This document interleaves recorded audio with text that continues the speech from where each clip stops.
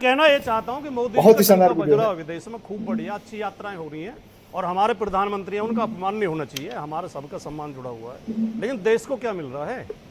देश में तो लगातार जो समस्याएं वो बढ़ती जा रही हैं। विदेशी कर्ज देश के ऊपर बढ़ता जा रहा है जी, रुपए की कीमत डॉलर के मुकाबले घटती जा रही है, हमारी पासपोर्ट रैंकिंग लगातार गिरती जा रही है, अमेरिका की दादागिरी लगातार हमारे ऊपर बढ़ती जा रही है। वो ट्रंप जो आए दिन हमें धमकाते रहते हैं कि अगर ईरान से रसिया से तेल खरीदोगे तो मैं मैं मोदी जी की वकालत कर रहा हूं, मैं भारत की वकालत कर रहा हूं, मैं भारत की वकालत करने के लिए खड़ा हुआ हूं। हाँ, मोदी ने, ट्रंप ने कहा कि अगर रूस से और ईरान से तेल खरीदोगे तो मैं तुम्हारे ऊपर टैरिफ लगा दूंगा। कहा नहीं कहा? बताओ। तेल आज भी खरीद रहे हैं। और सुनिए, रूस से ट्रंप ने कहा कि मैंने मोदी को धमका के सीज फायर कराया। धमका के वर्ड बोला। हाँ, ये ट्रंप ने कहा, यह ट्रंप ने कहा। और ट्रंप के मंत्री कहते हैं जिसको ना धमकाया हो। चैलेंज, एक देश बताओ जिसको ट्रंप ने धमकाया हो।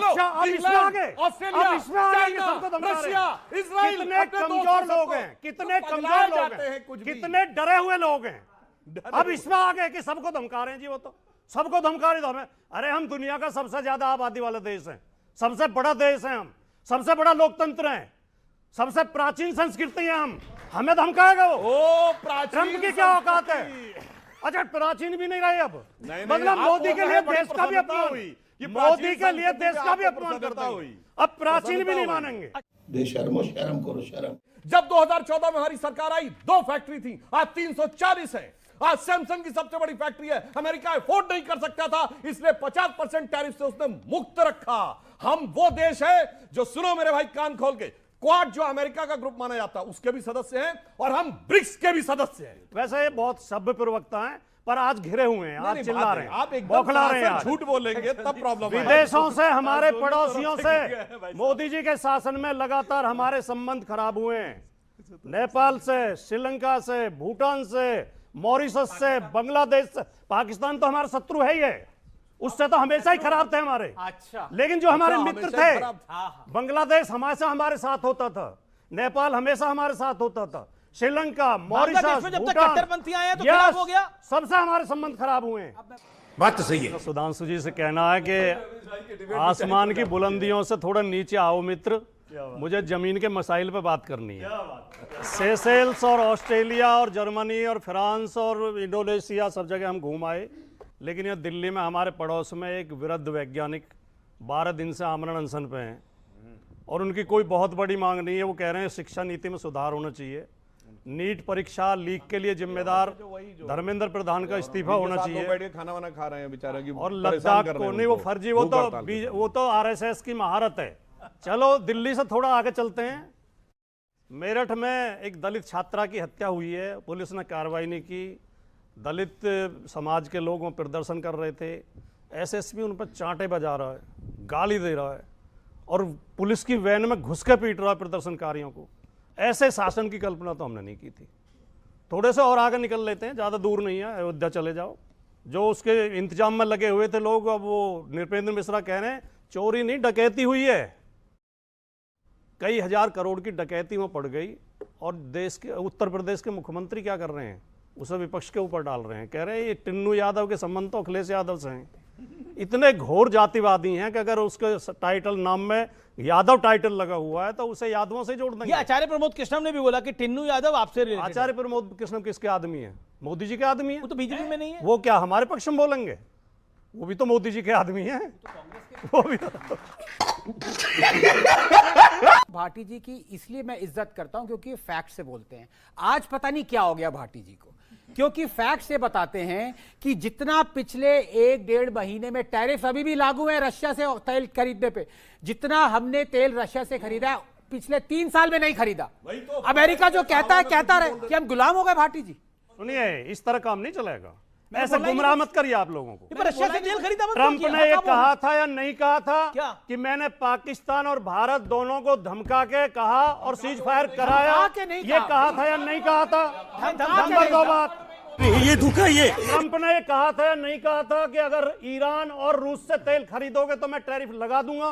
मैंने आंकड़े दिए ही नहीं कितना खरीदा, कितना नहीं खरीद खरीदा। रहे हैं ना, उसके बाद ट्रंप ने कहा था या नहीं कहा था? बिल्कुल आपने और सुनिए, आप खरीद रहे और हैं एक ना। बात और सुनिए, आपको आप ट्रंप की बात, ट्रंप सुबह कुछ कहता है, रात कुछ कहता है, शाम कुछ कहता है। भारत अपनी बात पे अडिग है, भारत रशिया से तेल खरीद रहा है, ये आप भी जानते हैं सर। अरे चाटना है चाटिए, जितना चाटना है चाट चाट के लाल कर दीजिए। भारत सरकार के प्रवक्ता अमीश देवगन, भारत सरकार की नहीं, मैं भारत की बात कर रहा हूं, बात मैं सुन फैक्ट्स लीजिए। की बात कर रहा हूं सर। बात सुन भारत लीजिए। से हम रशिया से बोलने तेल खरीद तो रहे दो, हैं। बोलने तो दो। बोलिए बोलिए। मोदी जी ने खंडन नहीं किया ट्रंप की इस बात का। मोदी जी खंडन करते, मैं कह रहा हूं मोदी जी की तेल हिम्मत क्यों खरीद नहीं रहे हैं। पड़ी? आसिम मुनीर साहब ने मुझे जगाकर कहा कि हिंदुस्तान ने हमारे कई एयर बेसेस पे अटैक कर दिए, नूर खान पर भी अटैक किया हुआ है, सरगोदा के ऊपर अटैक हुआ और पाकिस्तान एक फोटो नहीं दिखा पाया। हमने सारी सैटेलाइट की फोटो दिखा दी और उसके बाद आप कह रहे हो ट्रंप ने कहा कि मत खरीदो, फिर भी हमने खरीदा। और सुनो मेरे भाई, कान खोल के सुनो, टैरिफ लगाया 50%, मगर मोदी जी ने जो दूरदृष्टि रखी थी, दो चीजों पे टैरिफ से मुक्त रखा ट्रंप ने। किसी भी विषय पर बोलो तो सिर्फ और सिर्फ झूठ बोलो।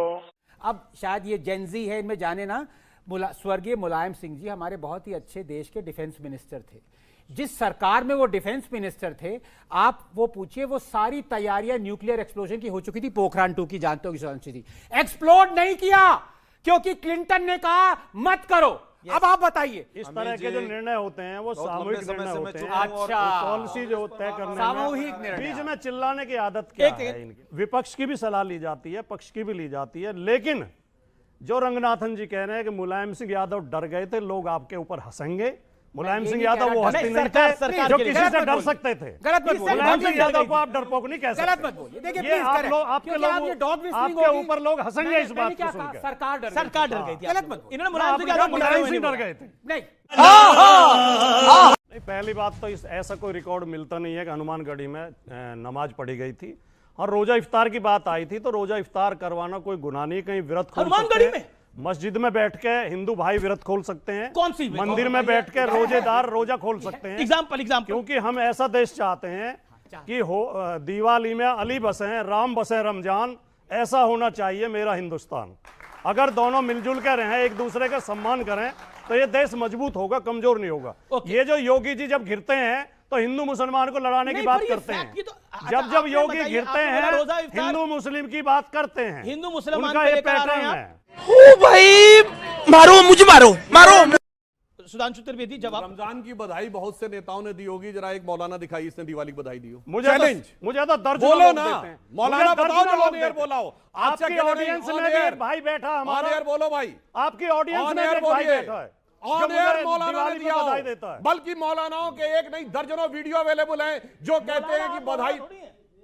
सुनिए, नहीं, अमीश जी, मौलानाओं के एक नहीं दर्जनों वीडियो अवेलेबल है जिसमें वो कहते हैं कि हिंदू त्योहारों की बधाई नहीं देनी चाहिए। भाई मुझे तो देते हैं। मगर आज तक मैं कह मुझे रहा तो हूं, हर बताइए, दिवाली पे बताइए। देते हैं। पर विषय- इमाम बुखारी ने दी, विषय- सैयद नहीं, बुखारी ने दी, सुनो, अब्दुल्लाह मौलवी, मुफ्ती मुकर्रम, बारी हाफिज, बताओ किसने दी? आप अपने अकेले कह देंगे मेरे को दिया। अब पता नहीं ये जहर किसको मत दिया, बो नहीं देश दिया। में, ये जहर जहर नहीं। मत बो। अब बता रहा हूं, हम बहुत ये कहते हैं हम भाईचारे हिंदू के और साथ रहते मुसलमान। हैं। एक तुम्हारे जैसे लोग इस देश के लिए श्राप है। योगी आदित्यनाथ जी ने जो बोला कि 2017 से पहले एक कोशिश हुई हनुमानगढ़ी में नमाज पढ़वाने की। जानकारी हमको भी थी, मगर मेरी जानकारी यह है कि जो स्थानीय पुलिस अधिकारी थे वो इस बात के लिए तैयार नहीं हुए और इसका योगी जी अन्यथा की बात प्लानिंग झूठ तो से ये करती थी। सुधांशु जी ने, वो झूठ बोल रहे हैं। नहीं, जो कोई भी था। नमाज नहीं हुई थी। ब्रजलाल जी राज्यसभा के सुधांशु जी ने सदस्य बता हैं, दिया। ब्रजलाल नहीं हुई जी थी। डीजीपी रहे हैं और ब्रजलाल जी वो व्यक्ति हैं, सुनिए, इनकी सरकार में एक आतंकवादी के एनकाउंटर के लिए डीजीपी पर हत्या का मुकदमा दर्ज हुआ विक्रम सिंह और ब्रजलाल पे, और ब्रजलाल एससी अब समाज विषय से, बदल रहे हैं, अब विषय बोलो बदल शेड्यूल रहे हैं। कास्ट समाज से, अब विषय और बदल उसके रहे हैं। बाद अब विषय आहा, जैसे ही परेशानी आई तो विषय बदल नहीं, गया। पर क्या हमारे जो देश के प्रधानमंत्री हैं सम्माननीय हैं, विदेश में घूमने में विदेशी जितने रिकॉर्ड हैं वो उन्होंने बनाए हैं, वहाँ से भारत के लिए अच्छे वो भी लेकर आए हैं। एक मिनट सुन लीजिए कि हमारे मोदी जी ने जितना भी करा है ना वो बहुत बढ़ चढ़ के करा है, चाहे विदेश में हो या देश में हो। कांग्रेस पे जो ये आषाढ़ सती है ना, ये इसीलिए है। आप जैसे प्रवक्ता यही नहीं समझते कि कौन किसके पक्ष में कह रहा है, किसके में नहीं कह रहा। हमारे पार्टी और व्यक्तिगत हम पर आरोप उन्होंने लगाया है आरएसएस की शाखा में कितनी बार गए हैं? अरे एक मिनट और सुन लो कितनी बार गए हैं? आप एक मिनट सुन लो। आपको एक नहीं, मैं आरएसएस में भी गया हूं, डिबेट में मैं देखा हूं, मैं आरएसएस में भी गया होगा, तो इसके बाद मैं डिबेट में लाके भी दिखा दूंगा कि आप पार्टी के प्रवक्ता हैं कि नहीं। कौन है ये लोग, कहां से आते हैं ये? मेरे को बड़े सारे लोग मैसेज कर रहे हैं कि अमीश जी अच्छा खासा सवाल पूछ रहे थे 7.5 के बारे में, कई लोगों पे लगी हुई है, उतरती कैसे बताइए सुधांशु जी। 7.5 ये होती है कि कुल मिला के जो शनि का रोटेशन पीरियड है वो 30 ईयर्स है। शदाब चौहान 12 राशियां होती हैं, अगर 12 को 30 से डिवाइड करेंगे तो 2.5 आता है। एक राशि पे वो 2.5 वर्ष रहता है, परंतु शनि इतना पावरफुल ग्रह माना गया है, जिस राशि पे रहता है उसके एक राशि आगे और एक राशि पीछे, यानी 2.5 7.5। तो इसीलिए आप कहते हैं पहली ढैया यानी अभी 12वें भाव में है, दूसरी ढैया जब उसके ऊपर आ गया, तीसरी ढैया जब उतर रही होती है। और एक मैं और बात कह दूं, इसका मतलब शनि का रोटेशन पीरियड 30 ईयर्स है, तो हमें जमाने से पता है, हजारों साल से। भगवान राम के भी 7.5 लगी थी, और इन लोगों को तो अब पता चला 100 साल पहले, 200 साल पहले। आपकी औकात बता रहा हूं सर, बुरा नहीं मानना सर। और ये सब हमको ज्ञान देते हैं कि हम अज्ञानी थे और ये वेस्ट वालों ने आके बताया। मगर समस्या ये है कि सिर्फ 7.5 की नहीं है, कांग्रेस में जब से राहु काल आ गया है, भगवान राम पर भी 7.5 वर्ष का इन्होंने कहा कि राहु था, लगी थी ना, तो भगवान राम पर जब शनि जी का प्रभाव रहा तो आम आदमी तो कोई सामान्य नहीं है। आजकल देखिए भगवान प्रभु राम के घर में ही चढ़ावा चोरी कर रहे हैं, इसका मतलब वहां भी कुछ ऐसी 7.5 का प्रभाव अभी भी है क्या, पता नहीं। लेकिन आने वाले समय में आरएसएस, भाजपा और बीएचपी पर इसी चढ़ावा चोरी के कारण 7.5 नहीं, उससे और कई गुना ज्यादा लगने वाली है, डबल 7.5 लगेगी। हाँ, जनता को आप मूर्ख समझना बंद